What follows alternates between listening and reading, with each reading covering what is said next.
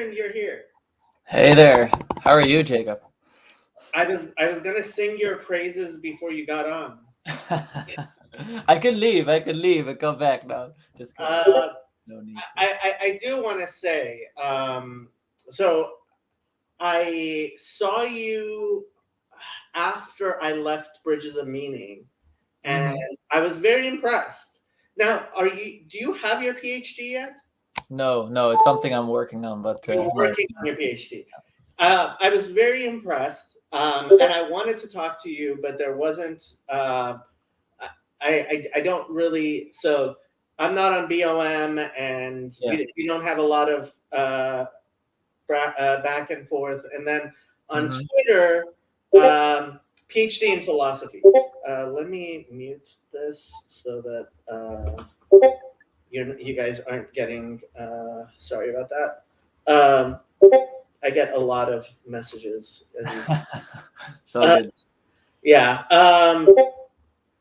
Where is that streamer mode? There we go. Okay. So you followed me on Twitter, and that allowed me to send you a message, and you said you would come on, and I was like, I want to talk to this guy. I especially so on my channel, Note 4 of Halachic Man is famous. Cool.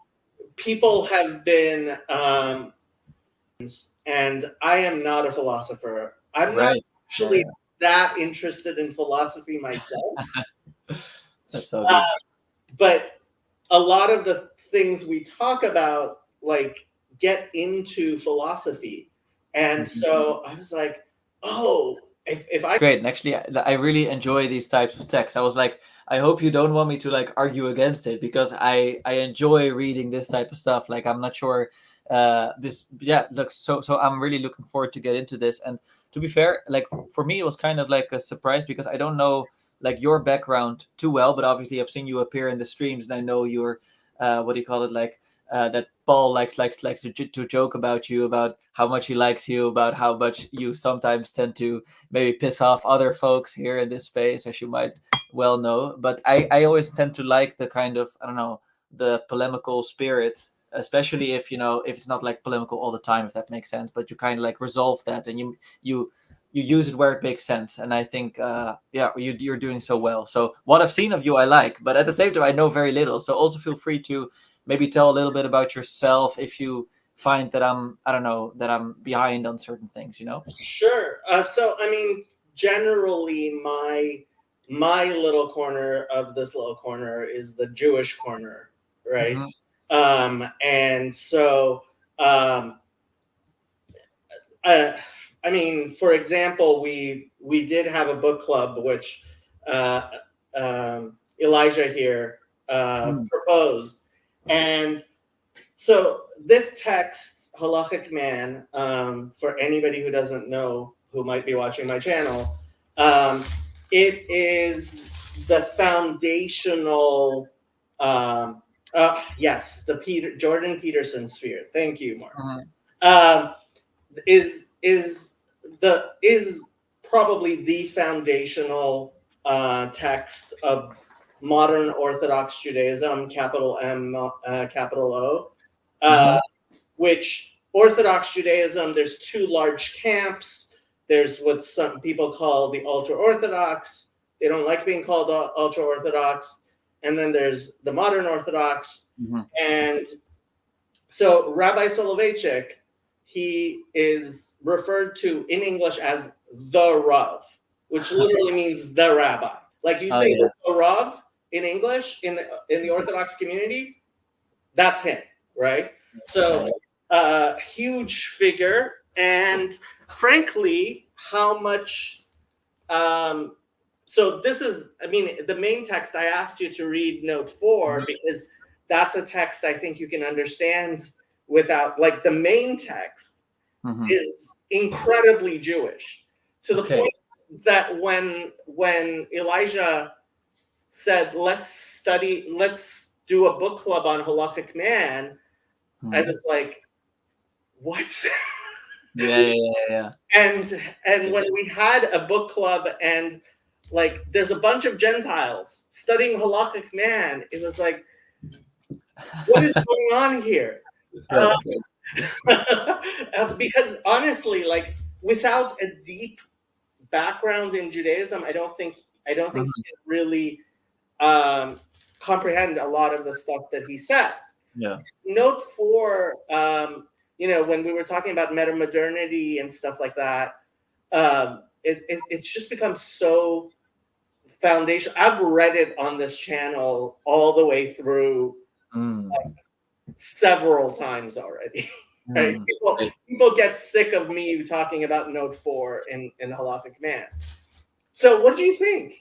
Yeah, look, so it's very short, very powerful essay. So I would want to get into it, and I would say like one thing that has always helped me in trying to, let's say, like, so I don't know, I know very little of Judaism, but I know that studying some philosophers like, and I'm not sure if you like these or not, but Emmanuel Levinas and Buber, that like if at some point, like if you get into their thought, you find like certain limits that it's like, oh, okay, this is something that doesn't feel sort of at home in my structure, and then I'm like, I think I'm getting onto the Judaic part here. So I don't know it, but I sort of know what's not it, if that makes sense. And I more or less have the even the same sometimes with thinkers like Derrida, who you can see like sometimes sort of go back to their Judaic roots in certain aspects, but that's very different from this. And I have, I guess, one question as well for clarification. So you're saying like he's a very big figure. Would you say like he's like, is he like a public intellectual big, like, I don't know, someone like Peterson would be? Or would you say like, oh no, this is a guy that in 500 years is still going to be like a big name, just like, I don't know, like maybe not just like Maimonides, but you know what I mean? Yeah. So the only reason the Rav is unlikely to be considered a figure like Maimonides is because he wrote so little.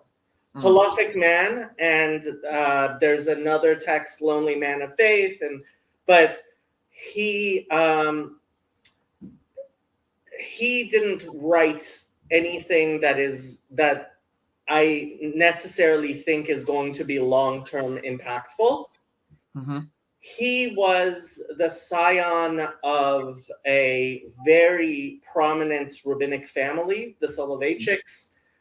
Go back to Reb Chaim of Volozhin, who, like 200 years later, I mean, let's put it this way: his uncle and grandfather and great grandfather, these were very, very prominent rabbis, and the Rav. One of the reasons he's referred to as the Rav because he established Yeshiva University, which is the preeminent. Well, he may not have established it; he made it what it is. But I'm not sure if it existed before he became the head of it. But it might as well not have existed. Right. But Yeshiva University, I mean, in the United States, it's one of the top universities in the United States. And it is an Orthodox Jewish university. So it is certainly in the United States, it is a jewel in Orthodox Judaism. And although obviously, I mean, like I said, there's two camps. There's the modern Orthodox, there's the ultra-Orthodox or Haredi. And the Haredi population certainly has their criticisms of Yeshiva University. But Yeshiva University, large numbers of rabbis graduated from there. And so his influence, it's not that he was an impactful innovator. The Rav is beloved because he had a capacity to take what we believe to be Orthodox Judaism and expound upon it in especially secular terms. I believe he got his PhD in philosophy at the University of Berlin. This was during World War II, so I'm not sure if he finished his studies. He did write a dissertation, though. And so he was very well versed in Orthodox Judaism and our classic texts. Chezi says correct. You can jump on Chezi if you like. So I would say to try to give some sort of comparison, his influence might.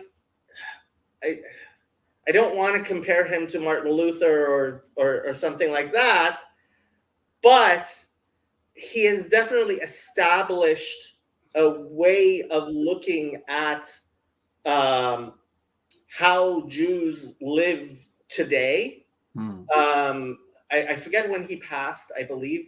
When did Rabbi Soloveitchik die? So it was like 1983 or something like that, right? Or 1998, or what was it? No. He died in 1993. Oh, 1993, right. Okay. Yeah, so it's very, very recent. He's very recent, and modern Orthodox Judaism, in a very real sense, which is, like I said, one of the two camps in Orthodoxy. And outside the United States, all of Judaism is Orthodox Judaism. In Israel, only Orthodox Judaism is considered Judaism. In the United States, Orthodoxy is probably like 10% of the population, although it's growing.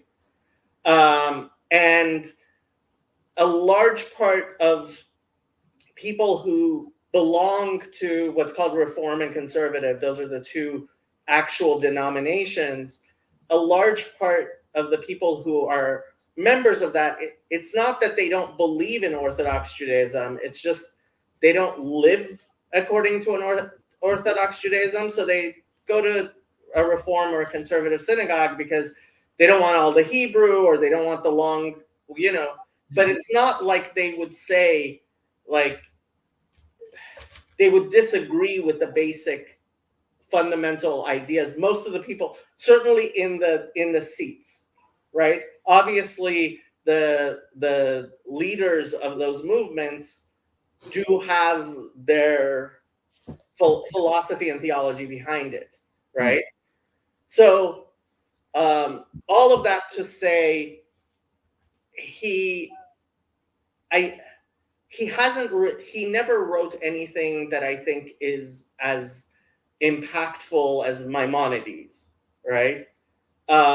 This is the most impactful thing he ever wrote, and it's basically kind of a spiritual biography. Like it is in a very real sense a spiritual biography, and it's very short. It was published as an essay, but it's been so impactful because it allowed a lot of people who are Orthodox to engage with Western philosophy. Like when you told me Kantian Antinomies. Yeah, I'm not sure about that though, but that was a connotation that came to mind. Yeah. Yeah. So I looked it up. It sounded right. Like I'm not very, I've never read Heidegger. I'm not actually that interested in philosophy myself. That's fine.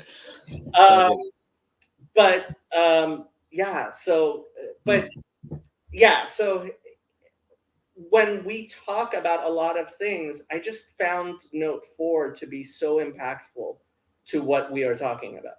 Right. Yeah.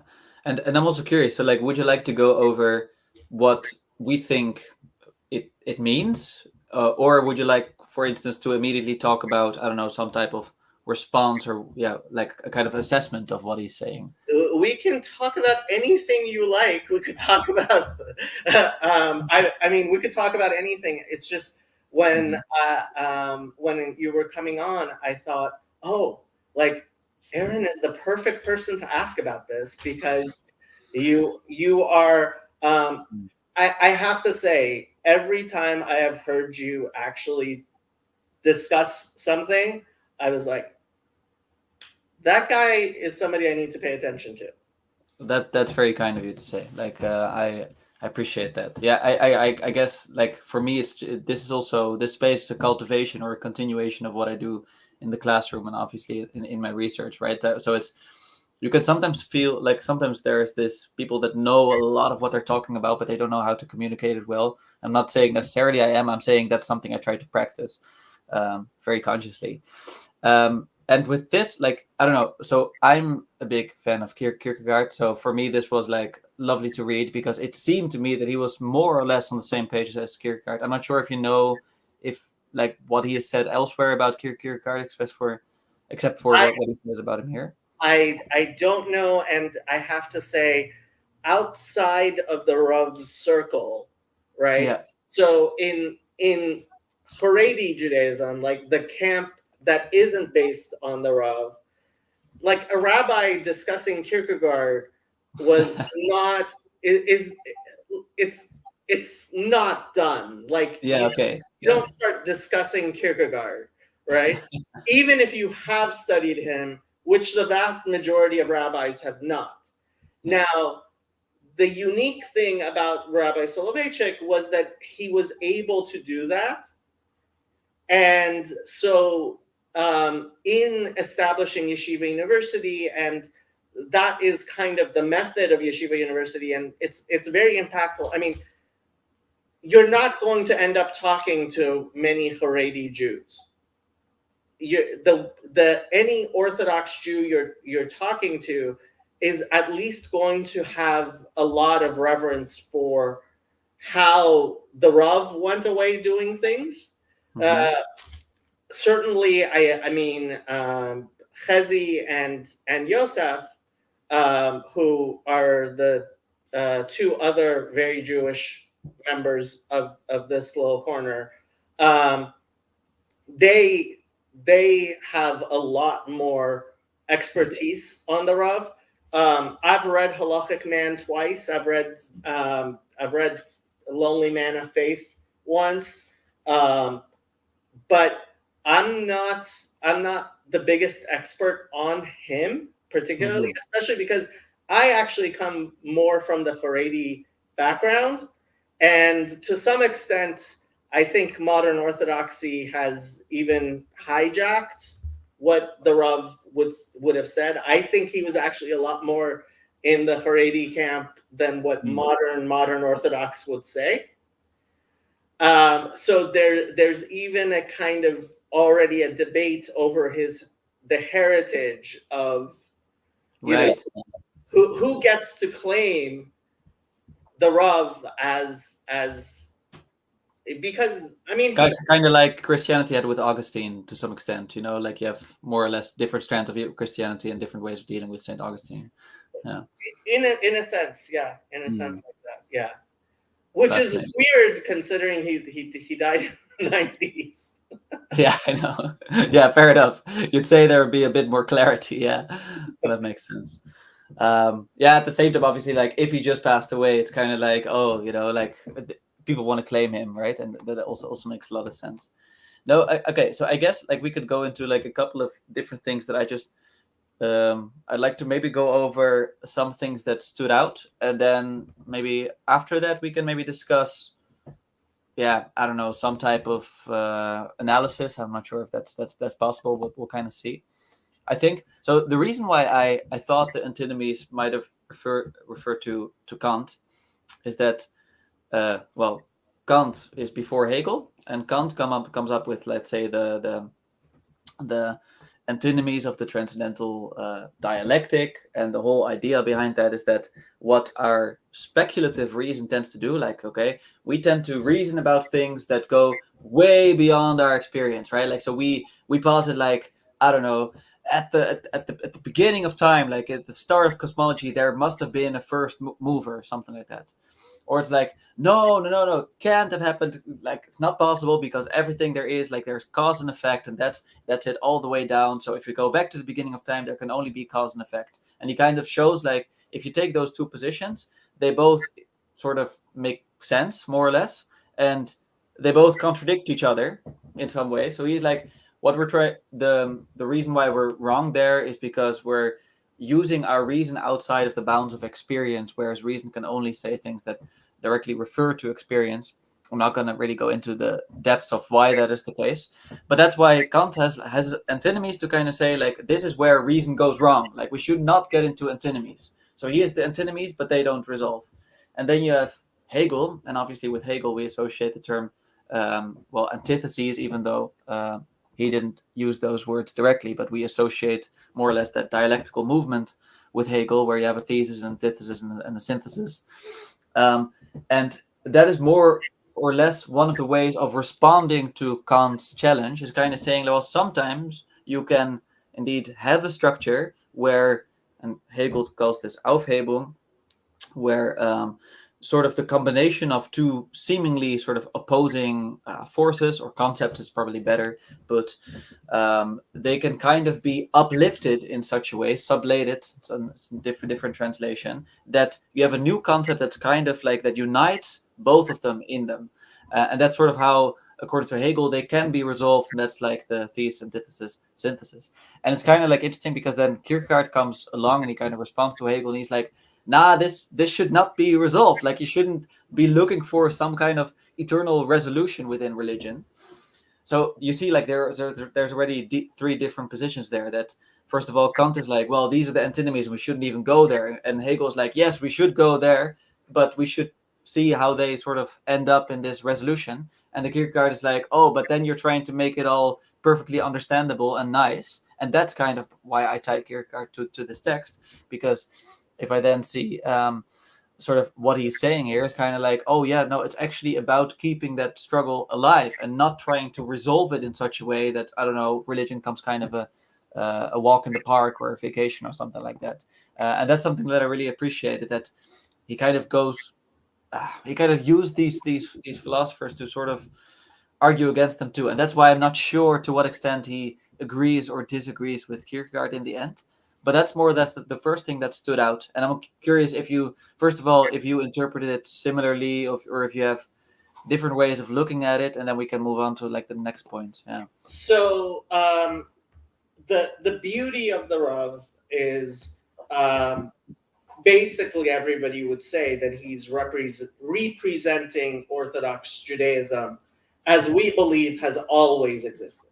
Okay? Yeah. So, like, yeah, I have, like, any historian is going to tell me, oh, Jacob, your belief that how things are explained by Rabbi Soloveitchik is what God taught to Moses is ridiculous, but that's my religious belief. Given that, the Rav comes from a line of rabbis, famously known as the Briskers. And Brisk is a school of thought within Talmudics, which is known for something called a pilpul. Now, on the internet, pilpul has become synonymous with Jews trying to convince you by saying contradictory things. So you can actually find pilpul on Urban Dictionary, which was hilarious to me, right? But what a pilpul is, and funny enough, the translation is actually spice, is pepper, right? Is what Brisk was famously known for, was taking apparent contradictions in Torah, right? And the Talmud is filled with this, right? Where you bring one idea, which is brought from usually the Torah or anywhere really in Jewish life, and you bring something else that has a contradiction. And with a pilpul, like the Briskers would bring from many places, right? That this was part of their genius. And then you would give an explanation. And the key to that explanation, would be that it does not resolve the contradictions, right? Because if the explanation itself could resolve the contradictions, then the Torah should never have taught you the contradictions. It should have started with this supposed resolution. So it has to be an explanation which helps us understand why the conflict itself needs to exist. And why both of these contradictory things, or all of these contradictory things, were part of a, you could say, process or a necessary antecedent to understanding what you are getting at, but not in a situation. So it is a unification that is not an annihilation, right? So sometimes the analogy I make is to, well, you have E equals mc squared, right? If I were to give you actual consonants, not consonants, not variables, constants. If I were to give you constants, then you would do the math and you would end up without the actual equation. You can only have an equation with variables, right? Y equals mx plus b, right? So in a very real sense, this pilpul, this way of going about Talmudics, which goes back to the Rav's great grandfather, right, Reb Chaim of Volozhin, who was a student of the Vilna Gaon, right, and we would say is a permanent part of Judaism, and has been since the time of the Talmud, since the time of Jesus, since the time of Moses, right? So the fact that you would suddenly tell me about these antinomies, which I'd never heard of, right? And these various opinions of Hegel. I mean, I've heard of the dialectic, and a lot of times when we had our book club, one of the people who read the Halachic Man. He's like, he's just a Hegelian, and I was like, no, you don't understand. Like, he's trying to explain what we believe to be Judaism in Western terms. Yeah.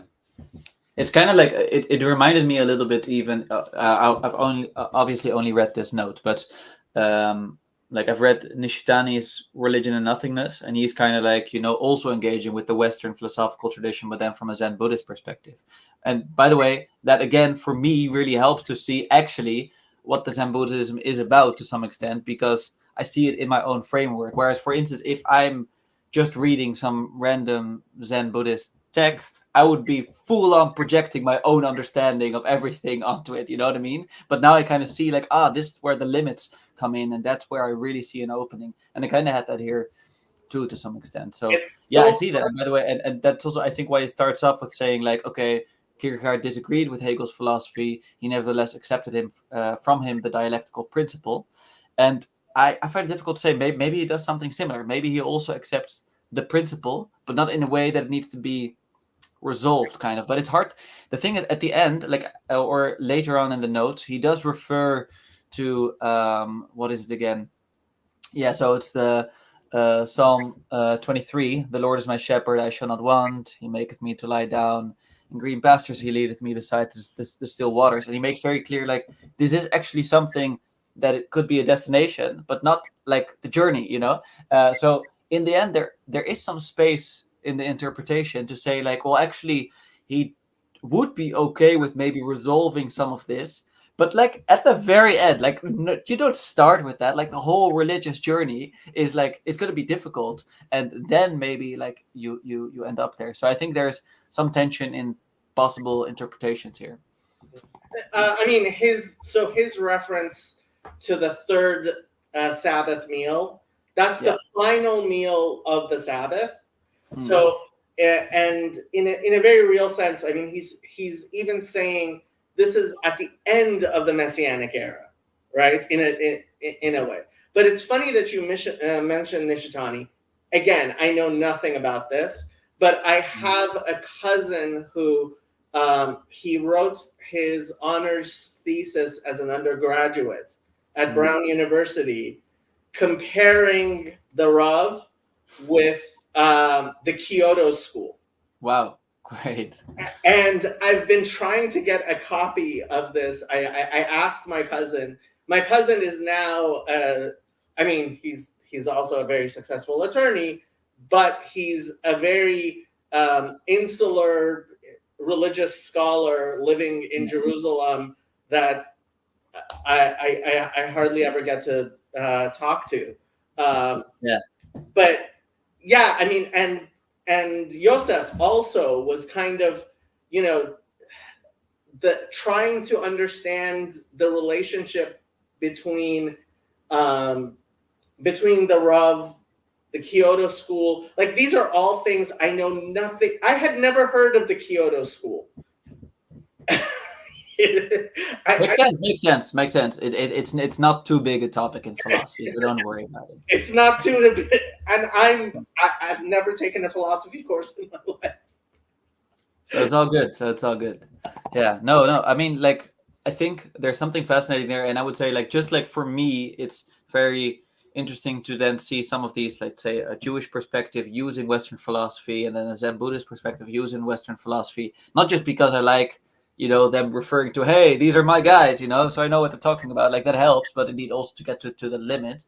But I also say in reverse, there's something to be said about just this extreme cultural colonization that has come out of the West, that I would say people from within those traditions should, hey Paul, should also want to sort of engage in this Western way, to sort of not to in the end adopt it or take it over, but to sort of see like, that's how I've been influenced by Western thinking, so I can now sort of more authentically go back to, let's say, my Jewish or Zen Buddhist roots. So I'm kind of all for these types of projects. So I'm very happy that he did this. But I also understand the dangers, and I'm curious, like, how, for instance, I don't really know what the Jewish perspective is broadly on someone like Spinoza, you know, if he went too far or if he's still accepted. No. You know? So his official, he was officially excommunicated.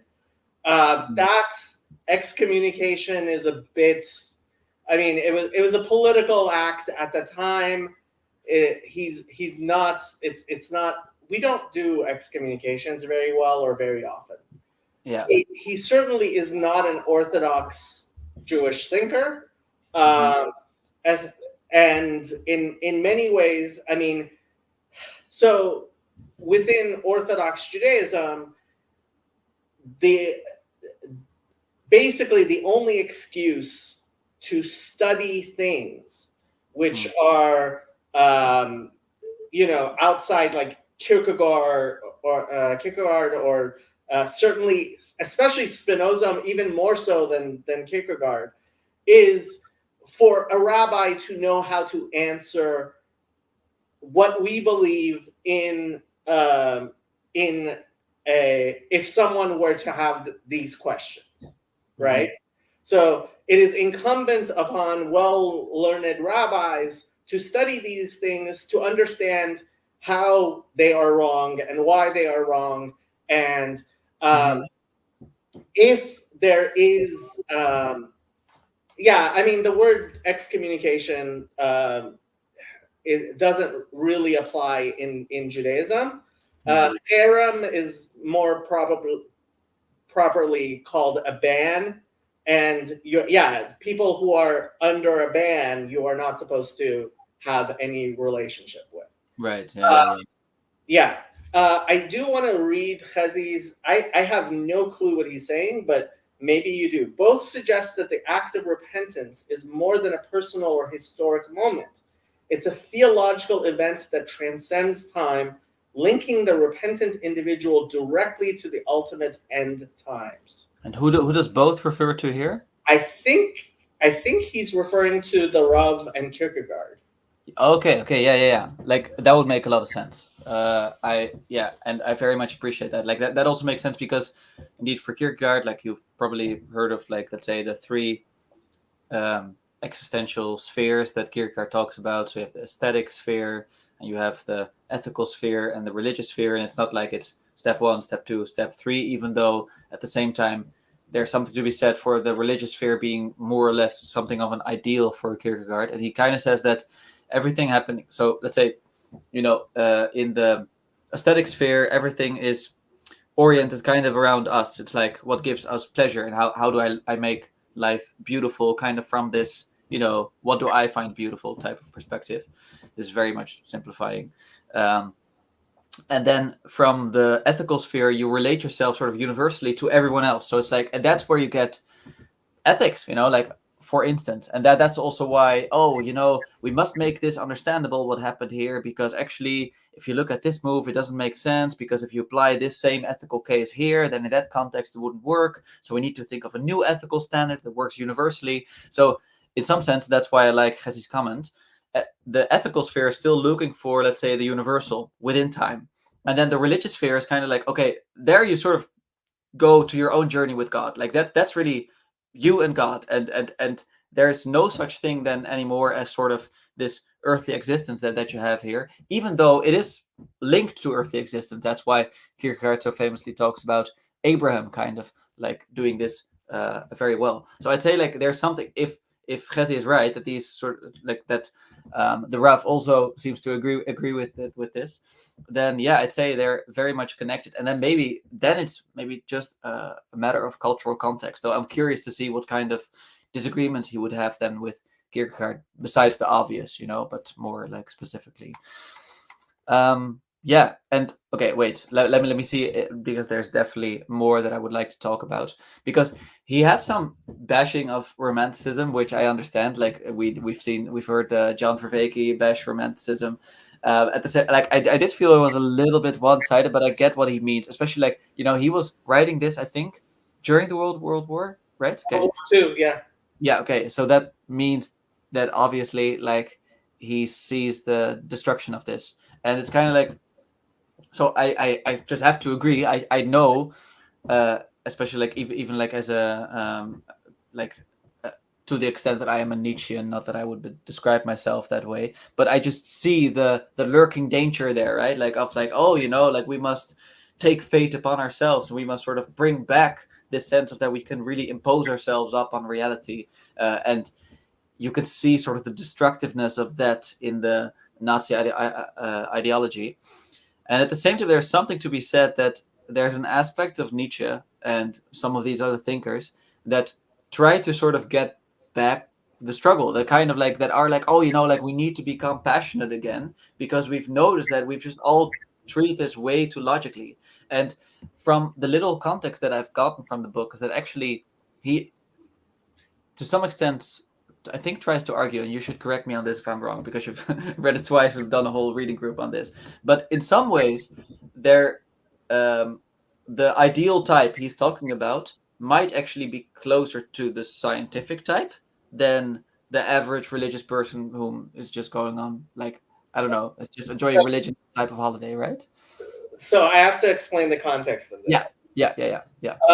So the Rav, the Briskers, come from what's called the Lithuanian tradition of the opponents of the Hasidic movement. So the Hasidic movement started about 300 years ago, and it was very ecstatic, and the Briskers, Reb Chaim Volozhin, famously did not sign the ban, the cherem of the Hasidim. But he was expected to, and the reason he gave for not signing it is the rabbis who did sign it are so much greater than I. Who am I to sign this ban? Mm-hmm. And so, when read in a Jewish context, this is actually, in a very real sense, and I don't want to call it an attack so people misunderstand. Mm-hmm. It's an argument against Hasidism. The entire book really is an argument against the Hasidic movement, which I personally identify with more so. And yeah, so Chezi says, this is Return to the Mother. You can find Oh yeah, Young yeah. and Hasidism. You mentioned Buber. So my feelings towards Buber are he was a charlatan who ripped off Hasidic Judaism and sold it off to the West. Yeah, I can imagine that. But yeah, so I don't know how much. I mean, his arguments against romanticism may simply be an argument and like a proof he is bringing against in this theological debate within Orthodox Judaism between Hasidism and their opponents, who we call, they used to be called literally the opponents, but nowadays they're referred to as Lithuanians euphemistically, so because the term opponent became kind of a bad term. And funny enough, actually, the term Chassid, right, as in Hasidic Judaism, was it was said sarcastically by the opponents, and it stuck. Nice, works. That's great. Yeah. No, I mean, like, if I look at some of what he's saying here, like, I think it profoundly rings true. Like, even like in this moment today, right? Like, I mean, you saw like, what is it, like, Peterson's call to churches is like, say, young man, welcome here. We have work to do, as opposed to, like, so it's like, you give them a little bit of a challenge. So obviously, I see sort of the need for a corrective on this perspective that religion has become and kind of like too simple. And in that sense, there is also a parallel with what Nish is doing in Religion and Nothingness, that he starts off that book by saying, the religious quest is changing this perspective from, how are things in life relevant to me, to like, how am I relevant to life? And it's kind of like you really have to, like, I think John Vervaeke probably has relevance realization to some extent from part of that essay, because Nishtani says very explicitly, like, I use realization in the English sense of like both, becoming aware of it, but also realizing it. So I think there's some overlap there. But the point being is that, okay, he's like, okay, what is my journey? Like, really, you think about how you can contribute to the world, and that's okay. Maybe that's already putting it into Christian terms, maybe, but I'm not sure. But you kind of see the point that it's like, it's not so much about, I'm going to join this religion so that hopefully then I get the comfort and all that. But it's really like, okay, now all of a sudden, like, there's lots of responsibility coming my way. Do you see it that way too, or am I? Yeah, no. I mean, this is part of his. The reason it's called Halachic Man is that he is explaining why as a Jew we should live according to Jewish law, and live halakha is Jewish law, right? And the demands that it takes to actually live according to the demands of the halakha of Jewish law, which obviously, I mean, so to understand, I mean, for a Christian, I think a lot of Christians imagine that an Orthodox Jew imagines that we are capable of living up to the law. And to some extent, yes, we do believe we can live up to the law, but only because we believe that repentance and mercy and all of those things are integral to the law, right? So the demands that God makes, right, is the demand that is appropriate to the person he has made, right? Yeah. And if you are growing up in rural India, right, in a Hindu family, right, the idea that you would suddenly start smashing the idols and believing in one God, right? Maybe you would, but that is a demand that is far beyond what we would consider to be part of the law in that context for that individual person, depending on who that person is, because obviously God created us, right? Yeah, and that's kind of why the, let's say, the very superficial, I don't know, New Testament understanding of just the legalism of Jews, and they're trying to tell everyone like, oh, you should follow the law, is too simplistic, right? Right. Yeah. And the law as it, I mean, when I read Acts 15, right, my understanding of it is completely different. And frankly, the Sermon on the Mount, right, or when Jesus criticizes the Pharisees, right, Yeah. he sounds Pharisaic in his criticisms of the Pharisees, right? Interesting. Yeah. That was so my surprise when I started studying the Gospels myself to try to understand what Jesus was saying, as opposed to, I mean, look, I very much believe in distributed cognition, and so I'm not going to tell. I used to certainly not tell Christians that I understand their religion better than they do. In studying the Gospels, I have become convinced, and I realize this may sound offensive, that I understand Jesus in ways that the vast majority of Christians have no capacity to even comprehend. Yeah, but by the way, like, so I was listening to I think your conversation with Sam Tiedemann, and where you kind of go into this more or less, right? Like, I was like 9 months ago or something like that, but I kind of vaguely recall you getting into this. I speak with Sam on a very regular basis. Okay. Like, so I just briefly listen to the first part of that so that I can kind of like maybe get to know you a little bit better, and it was fascinating, and that reminded me of, okay, you should be talking to my dad, because like my dad obviously, like, he is kind of like an expert on Jesus, like historical Jesus life and how he thought, and also the perspectives on him from, let's say, a more Judaic perspective. I mean, not as with as much expertise as yourself probably, but you still understand that, like, that's something that he's very interested in, and all the potential arguments against him being the Messiah, and etc.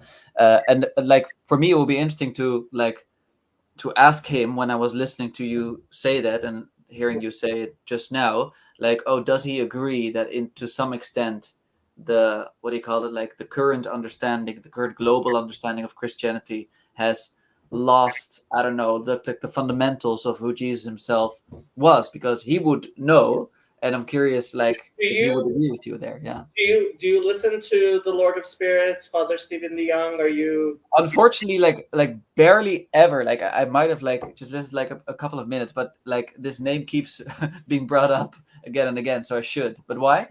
Yeah, so he comes on my channel on regularly, and my conversations. So the only reason my channel is anywhere like has the numbers it does is because Father Stephen DeYoung came on the channel, and he's been engaging with my Bible studies and stuff.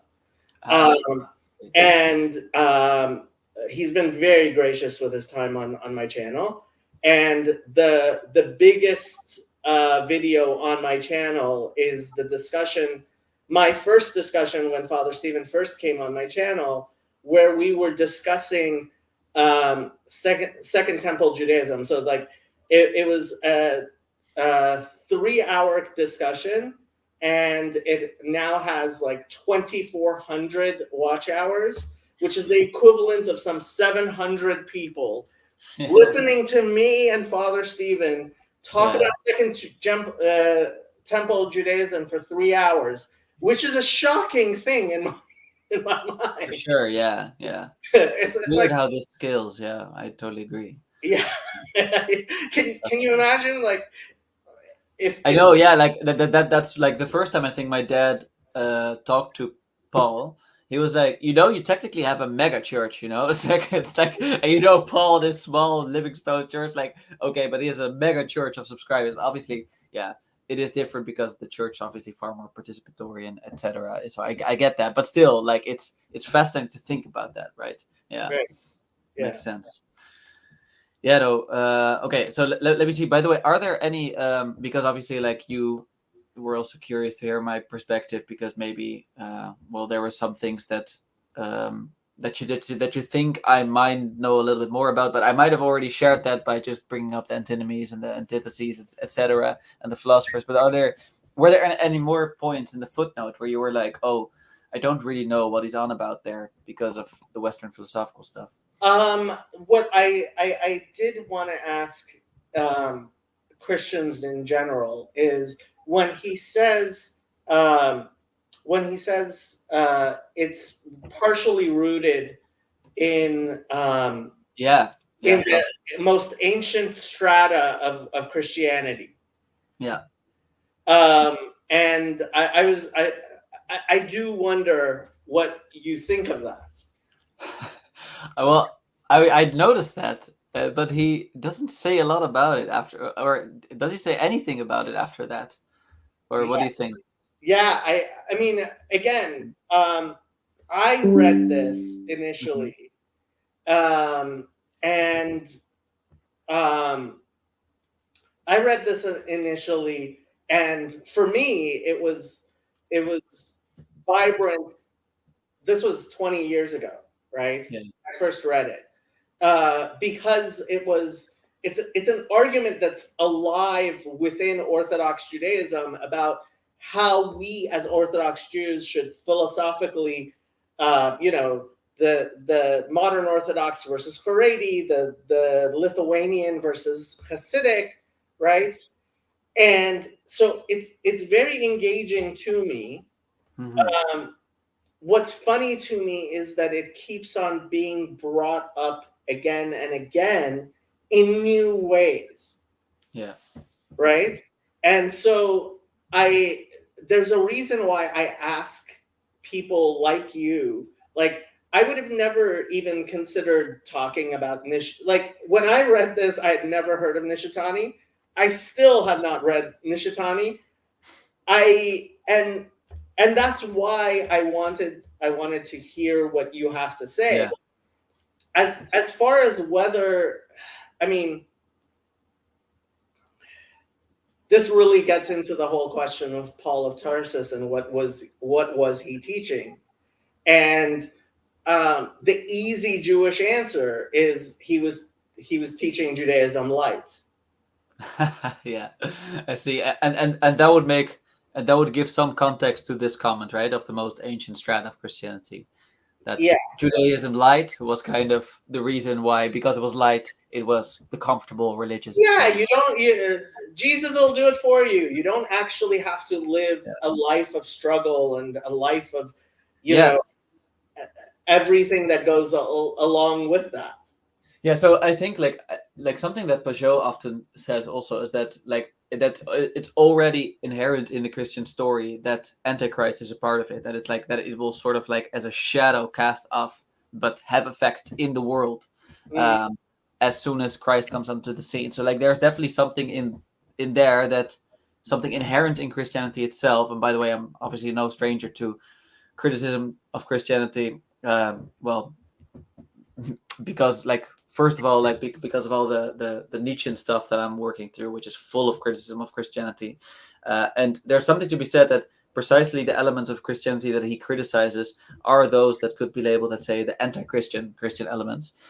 And if we go back to this particular comment, so like, okay, what is it like? What is it again? Let he who cast the first stone be without sin, or something like that. Like there's obviously other people are biblical scholars, and that they might be able to cite this better. But you know which passage I'm talking about, Yes. where it's kind of like this notion that, oh, okay, wait, none of us is without sin, so okay, we can't really throw the rock anymore, so we shouldn't judge other people. And at the same time, like, there's these strange, obviously, in the Sermon of the Mount, it's like, if you even but think of another woman, like, you've already more or less sinned in your heart. And there's two readings of this, right? Like, and I think both are true at the same time. It's like, okay, you should stop judging other people all the time. Like, stop doing that. And by doing that, you create a Christianity or Judaism light, because, like, hey, stop judging people, like, allow them to do whatever they want, and that is the problem. And then you can't get this start of, like, this very comfortable religious experience. And at the same time, what I think, like, Jesus might be getting at is, like, because it should be your journey. It shouldn't be about, you looking at other people and telling them what they're doing wrong. It should be about how do you yourself in this life, because otherwise all of your, or I'm not sure transcendence is not the right word, but all of your own I don't know, comfort and security and confidence is only coming about by feeling better as a, like, in comparison to other people. And that's not a pure motivation. That's precisely the sort of slave morality problem that Nietzsche has with Christianity, and the resentment problem that comes with that. And by the way, that's also one of the reasons why he hated anti-Semitic people, because he was like, okay, they're rooted in resentment, like, it's something that is very problematic for Nietzsche. So in that same way, I'd say, look, okay, you could see that it starts there, but you can also see that there's something inherent in it which tries to counteract it. And I think this is just sort of a duality within Christianity that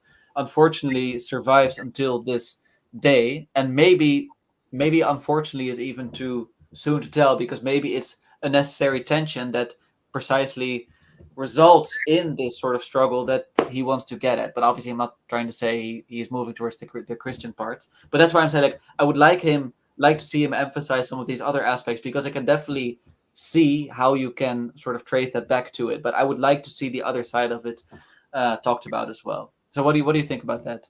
Well, I mean, I have to say, this is just one note of Yeah. the whole text. Right. Exactly. Yeah. And it's funny that the note itself has become such a for me. I mean, I've typed this up probably before you were born. I typed this into my live journal, which you probably have never heard of. And, and then I typed it into my Facebook, because live journal is no more. And then and then now it's on my Discord server, and I'm probably going to have to type it into Twitter. But now archive.org actually has all of Halachic Man available for free, so I don't have to do that. But so I have to say, for me, like, all I know of the Rav is what I know about Judaism in general, and he was perfectly orthodox. I mean, this is one of the reasons that modern Orthodoxy was able to have the license that it does, was because the Rav himself was beyond criticism. Like, even in ultra orthodox terms, people could not directly criticize the Rav himself, right? And so for me, the Orthodox, like, the Orthodox Jewish context of this frames it a lot more. And I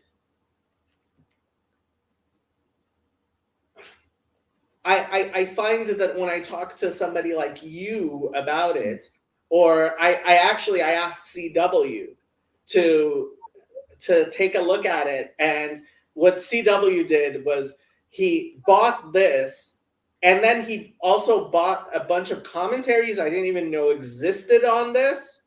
Great. And because that's what CW does. And he read all of them, and this has been a while. And I told him, okay, so tell me what you think. And he's like, I have to formulate my thoughts. Like, and he's still formulating his thoughts. Yeah. Um, My goodness. yeah, I don't know what his thoughts are. But that's good though. So like that's a proper build up for a response. Like to me, you just asked like, can you briefly read through this note? And that's kind of all I did. Yeah. Nice. So I mean, I don't know. I don't know how to engage with what you said, because this isn't this for me. This is a learning experience. Okay. No, and Hearing what you that's talk totally fine. about, Yeah. Yeah. yeah, No. And by the way, like if we read the full sentence, right? He says partially embedded there, and so you've just heard at least my partial agreement with that. And then he also says partially rooted in modern pragmatic philosophy, and that's like mostly, let's say, the Dewey and William James type philosophy. And I can see that because there's, obviously William James, he also wrote about the varieties of religious experience. Like there's something in that approach to philosophy that makes things rather easy. It's like, oh, we shouldn't have to ask anymore about, let's say, the objective truth. We could just talk about the truth appropriate to the context. That's where we have pragmatism. And so he's trying to sort of make the question somewhat easier. That might be one reason why he's doing that. But okay, I want to get to the last point, which is mainly, and I totally agree with this, it stems from the practical utilitarian considerations. Because again, then you get to this notion where it's like, okay, what is the greatest good for the greatest number? That's utilitarianism is sort of in a nutshell. And then also you're much more interested in like, okay, so how can this serve our desires, even though within utilitarianism they still have, for instance, qualitative utilitarianism, where it's like, well, maybe intellectual utility is better than, for instance, appetitive utility. So there can still be distinctions, but broadly speaking, it's still about what serves our purposes best and how are we gonna get there. So it doesn't ask that question like, okay, how can we actually contribute to life? So I totally agree with him there. And also, by the way, one funny note about because most of the utilitarians, like they were Jeremy Bentham and John Stuart Mill, so like they were all from England. So that's also why Nietzsche said, like, people, they don't want to be happy, only the English want to be happy. And that's kind of like his way of sort of going against this. So I think I more or less really agree. And I just want to say, like, he really says that's the main part. So he says partially embedded in the most ancient strata of Christianity, which we more or less just discussed, even if we didn't do it into the most finest details. Then pragmatic philosophy, which we discussed to some extent. But then indeed the practical utilitarian philosophy, I totally agree. That is the main problem. That is still the problem today, as we saw with the culture of safetyism, during COVID, that it was all about, okay, we need to make sure, absolutely sure, that we're all served well. Sorry, Jacob, go ahead. but Aaron, isn't the Peterson sphere and so many of our atheists now becoming just so completely a utilitarian endeavor into, oh, religion is useful, therefore I will pretend to believe in God. Yeah, I totally, well, okay, so I more or less agree. Like I like Alex O'Connor, more or less, he also says, like, against Peterson, like, oh, you can't act as if God exists. Like that's not something you can really choose to do. And I don't think Peterson says that he is sort of consciously acting like as if God exists, but more so like, okay, that's just the best I can do because I don't know if I believe, but that's just more or less what I observe myself doing. So that's just kind of like a small defense. But I totally agree. Other people that come in here, and also the spiritual but not religious kind of types, and indeed the people that come from, let's say, the atheist scene are like, well, or let's say the civilizational Christianity types, like Richard Dawkins, like, well, maybe actually it does have some positive functions, and oh, maybe as a system of ethics it can be used. And that's, I think, really where Vervaeke with his emphasis on participatory knowledge, and then Jonathan Peugeot with symbolism, and then obviously it's great that we have Jewish perspectives in this little corner, because obviously you are much more grounded in a practical faith than many of us Christians are, and that really helps to sort of open the door via this route to this more I'd say embodied position, as opposed to the merely utilitarian But what? Yeah. So what do you think about that? So Curious. I tried to listen to the discussion you had with Dempsey Brendan Graham Dempsey. Yeah. and your father, and so for me, Yeah. the most important part was when you guys started talking about Jesus's bones and Justin Brierley, right? Yeah. So like when Dempsey was saying, if that's the entirety of your thing, right? So part of what I've been fighting back against is what I see as an overreaction to propositional tyranny, which is a complete negation of the proposition, Yeah. I totally right? agree. Yeah. Yeah. if Yeah. if you found Jesus's bones, which I have to say there are people who believe they have found Jesus's bones. Yeah. James Tabor is one of them. Um, or if I found out that there was no Exodus from Egypt at all, there was no Moses, right? Mhm. If there was no Moses, then my religion needs to change, right? Mhm. I can no longer maintain the religious framework that I have. Mm. So, I mean, and that's where I kind of have to fight with the utilitarian. So, Yeah. as he talks about Nasib and Ishma, this is a very important Yeah. uh, idea in Judaism. Is okay. You think you believe certain things, but you know what? If I go to synagogue and I claim I don't believe in God, but I'm coming to synagogue, the rabbi's answer is going to be, "You believe in God, you're just confused. I don't care. I Yeah. don't care what you're saying. You're here in the synagogue. That's great. I'm going to treat you like you believe in God." Yeah. Right?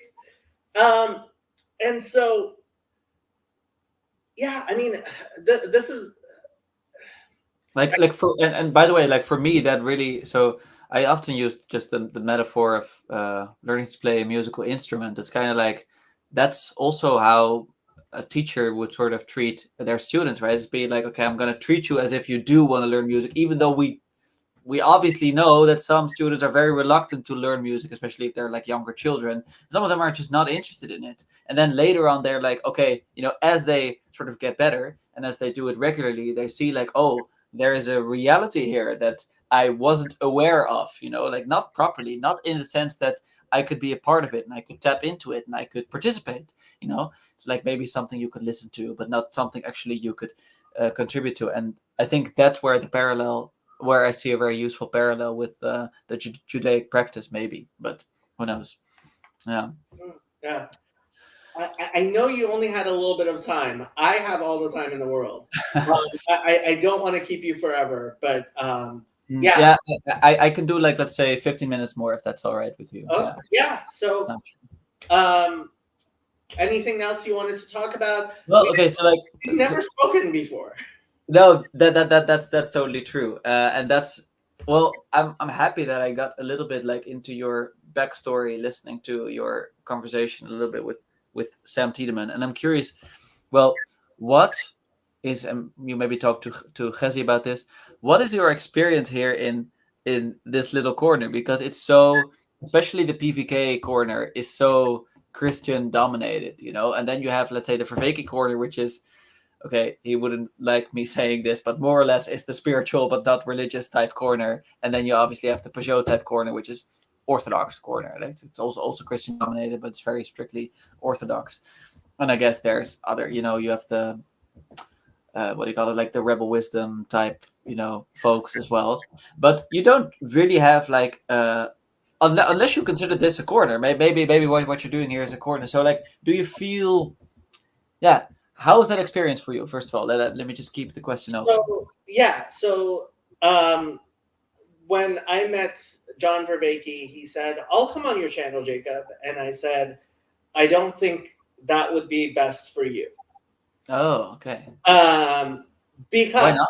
Yeah. if he were to come on my channel, I would have to viciously attack him.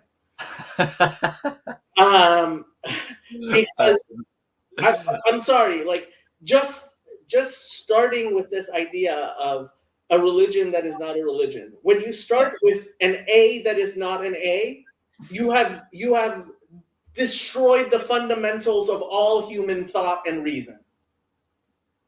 Yeah, I see. So this kind of ties in with your overreaction to the propositional tyranny, right? That you're afraid that, we need to more or less exclude the, what do you call it, like we need to include the principle of non-contradiction.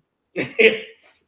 Yeah, makes sense. So I have found myself in this little corner. Um, I like to say, much like Jonah being spit out in Nineveh.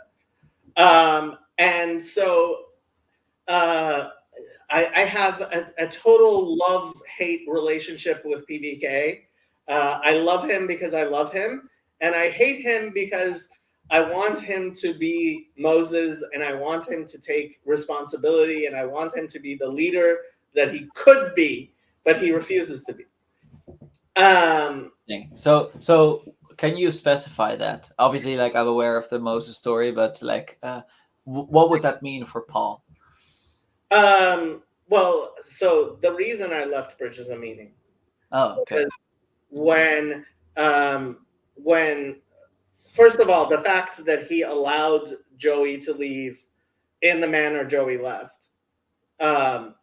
So by the way, I should clarify. Like I'm barely a Discord type person. Like I'm more or less somewhat connected there, but I don't really show up there. So I sometimes hear these names, but I don't know what you're exactly referring to when you're Okay, saying like the way Joey left. all that matters is when you ask Paul Vanderklay, is that your Discord server? He says, no, it's not my Discord server. Yeah, yeah. And that is completely an unacceptable lie that no person who claims to be a Christian should ever find himself repeatedly and saying lies like that. And he should stop lying, and he should in fact take responsibility for the fact. Like when he went to the ARC conference, I was like, okay, you're sitting at the big boys table. Stop telling me like another look. But don't you feel like he's also observing a lot? Like Paul is like, you can kind of tell that he has some things that like he is doing very well. That is like, okay, I know for sure that this what I'm doing is very well. And sometimes you can see him like a little bit hesitant, like should I have this person really on the show? And it's kind of like, and should I really say too much maybe about, or should I not be more careful with saying too much about, for instance, estuary, because maybe some estuaries might take on a different format, and maybe I shouldn't want to control that. So you also see him like hesitant about that. So don't you think like a charitable reading could also be that he's just unsure and like that therefore he doesn't want to take responsibility because that, I don't know, it might ruin some of these developments, you know? Of course, he is hesitant, and part of it is that. Part of it is the theological nihilism that is Calvinism. My goodness. Yeah, okay, keep going. By the way, I don't mind. So like I'm more or less at this position where I'm still figuring things out. So I'm not particularly not denominational at the moment. So. I mean, this idea that I contribute nothing to my salvation, but the and but the sin that makes it necessary, and Jesus take the wheel, and so one of my cute lines is, I just wish Christians were messianic. Right? And I understand the reluctance, but at the same time, like, where is that messianic fervent hope of the coming of the apocalypse? Like, actually wanting the apocalypse to happen, right? Apocalypse means revelation, right? Maranatha, right? I actually know what those words mean, Maranatha. Like, come, Lord, right? And Christians seem to have completely lost that. And I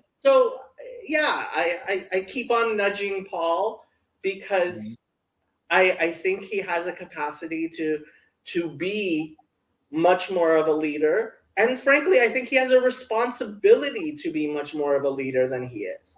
The So fact he's can not I ask you, why would you, from, let's say, let's say, you know, if Paul was Jewish, I would yeah. understand why it'd be like, oh, he has a responsibility to do so. But since he's from a different religion, why do you think you nonetheless think that he has a responsibility there? You know what I mean? Like why would you care in some ways because he's not? Judaism is a universal religion. Yeah, okay. Uh, So yeah, we nosy Jews getting into butting into everyone's business yeah. because we are, in fact, we Mhm. believe in our Hear, O Israel, the Lord our God is the one Lord, right? Yeah, And exactly. and my God is the God of Babylon and the God of Egypt and the God of Calvin and the God of Aaron. Yeah. So by the way, do you think, I'm just curious, like, do you think we are uh uh like, you know, Christian folks are talking to the same God but are calling that God by a different name, or do you think no, actually, like, they're talking to a different God? You know what I mean? So this is actually a very live discussion within Judaism, is how Right. we view Christianity. Yeah. And um, part of the reason I have been so friendly with Father Stephen and the Orthodox Jewish and Eastern Orthodox corners of Yeah. of this little corner are actually very well in tune in certain ways, Makes sense. Yeah. is the monarchical trinity. Hmm. And because with at least the monarchy of the Father, right? Hmm. With the belief. So when a Christian tells me that only the Father is ase, right? So you're telling me only the Father is God. That's what you're telling me. And as far as I'm concerned, calling Jesus God, you're just confused. Okay, that's fine. Right? Yeah. That's not idolatry, right? Yeah. Um, and but even the people who are more critical of Christianity, it's not like we view Christianity the same way as we view Hinduism. Hmm. But at the same time, it's not like we view Hindus as. So one of the things that always got me, like, so when I read Paul of Tarsus, who I call Baal of Tarsus, right? My goodness. You should really talk to my dad because I think he has a more, let's say, clear appreciation of Paul. But yes, go ahead. Yeah. I would love to talk to your dad. Yeah. Yeah. Um, the like when it causes such visceral anger in me to read what he writes. And one of the things was in Romans, where he talks about, right, the Gentiles being adopted by God, right? Who was their father before they were adopted? Yeah, that's a good question. Which tree did they belong to before they were grafted in? Hmm. Right? It's Yeah. like this is clearly polytheistic thinking. Well, I There mean, like, is no other father. to some extent, but like, isn't the whole movement like from, let's say, God to Father, like by, like, you know, like Jesus probably, there are reasons to think why Jesus grew up like in a very fatherless environment. Like many of his, like, especially because the men were far older than the women at the time when they had children, and that Jesus might have been one of them, even though obviously like his father was Joseph at a young age, and that therefore, you know, like there is already the sense that what God represents, that's why God also becomes a father. It's kind of like, okay, you know, this is my new real father, and like, and this the father that should get all the praise besides the previous father. So I think, like, this is just a suggestion because I'm very ignorant about all of this, you know, but couldn't Paul be talking about something like that too, that it's kind of like, okay, we see that this new Christian environment also adopts this new father because they're just getting to know him, you know, that's, which is different than saying like, oh, you know, they used to pray to a different god, but now there's this god, like, so I'm not sure if, and by the way, polytheism and henotheism are also like distinctions. That's like henotheism can kind of like be like this, whereas polytheism is like all over the place, and that can kind of be reconciled more easily with monotheism. Right. But, And in certain senses, you could certainly argue that Judaism is henotheistic, depending on your definition of God, right? So Michael Heiser's divine counsel, yes, there was always a divine counsel as far as we're concerned. yeah. Right? So and that, by the way, also came up in the Exodus seminar that Peugeot even said, like, I think it's a semantic difference we're having, because according to him, like, there's clearly talk of multiple gods also already in Exodus, which is not to say that obviously those gods should be prayed to, but they exist, that's for sure, Yeah, they have a certain sort of existence. Yeah. And that's why I say, when a Christian, when a Trinitarian tells me only the Father is ase, right? That is the unique characteristic of the Father, is that he is ase. You are basically saying to me only the Father is God. Yeah. Because aseity is, in fact, I would say, essential to the nature of God. Yeah. If you are not ase, you are not God. Yeah. Right?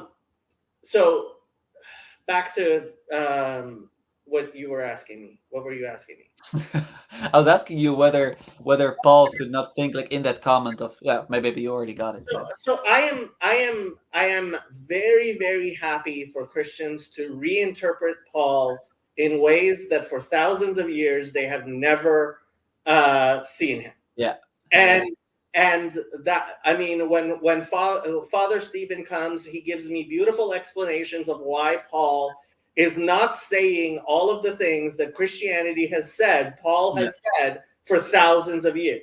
By the way, I would say this precisely why. So I've been influenced by my dad. My dad is precisely that type of guy, because he actually appreciates certain parts of the historical critical method where we get to new insights. And he's far more, and that's, by the way, why he's a little bit more of a modernist than many people in this little corner, is like, he thinks that actually we can learn a lot about, like, scientific research and history and all that. And like, and that maybe actually in some ways, depending on how we think of it, more important than the symbolic history we've had over the last 2,000 years. But that serves a different function.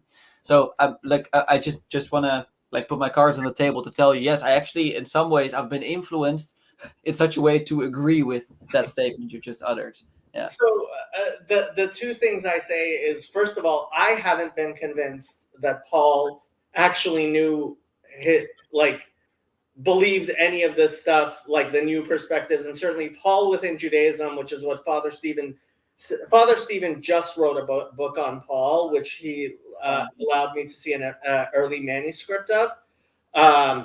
And so, like, I'm very glad about Paul within Judaism, and I'm very happy of new perspectives of Paul. One, I have not been convinced, and two, if Christians do become convinced, I am not going to allow them to not acknowledge and confess that there is a penitence here for 2,000 years of being wrong. Yeah. Okay. Right. No, I get that. Yeah, and this, by the way, the thing where I might not be the best conversational partner, and that's just because of, like, I'm really struggling with what to commit to exactly at the moment. Like, I mean, I have a clear commitment in the broad sense, but in the specific sense, that's really what I'm figuring out, which is also why I'm one of the younger people here in this little corner. And then maybe I would feel inclined to defend some of this, but at the moment I'm just like, well, I don't know exactly what the stakes are here yet. But I totally see that point towards other Christians, if in fact indeed you're right. So I'll grant you that for sure. Yeah. Great. Nice. By the way, like, okay, so like, I think we should wrap up, but I just want to say that I have really enjoyed this conversation. I would love to at some point do it again, because this has just been a joy, and it's been really wonderful to get to know you better, because I think I've been on live streams with you before when there were like 8 or 10 other people, Exactly. So we've never gotten to talk, and I tried at seeing if, but I think I even found your Twitter, and it wasn't as active. Your channel is tiny, but Yeah, I know. I really barely do stuff in this little corner. It's very very strange. Like I'm a little bit of a lurker. I should add, but I try to become more active where I can. And by the way, part of that is also related to the fact that I'm still teaching, and I sometimes have a student come up to me and be like, "Hey, I found a video of you," and I could tell that there's something about this persona really messing with the persona that I have in front of the classroom. And I'm not saying I'm a completely different person there. I'm just saying I put more cards on the table here. Yeah. And that's sometimes a bit strange to have students like know you in that intimate way. So that's also something that I'm struggling with, I get it. Yeah. But yeah, it was great to meet up with you. Actually a huge fan of intellectual humility and distributed cognition. And when I recognize somebody obviously knows things better than I do, I try to have some humility. And I've just found every time you are willing to discuss something, which isn't all the time, which already says great things about you, what you do have to say is just, you're the type of voice that I do like to amplify. I really appreciate that, Jacob. And by the way, so far, you've kind of intimidated me to some extent before, because it sounds like you always know what you're talking about, So for me, it's like, okay, I really hope he doesn't want to I don't know, test me too much. But you've been very very gracious in how you've sort of allowed me to share my own perspective on some things that I do know something about, and I really appreciate that. And I would really like to do this again, and just to hang out. I'm gonna try to become more active in this little corner, and this is part of that journey. So yeah, thank you very much for this, and let's talk soon. Sure. I am going to end the stream. Sounds good.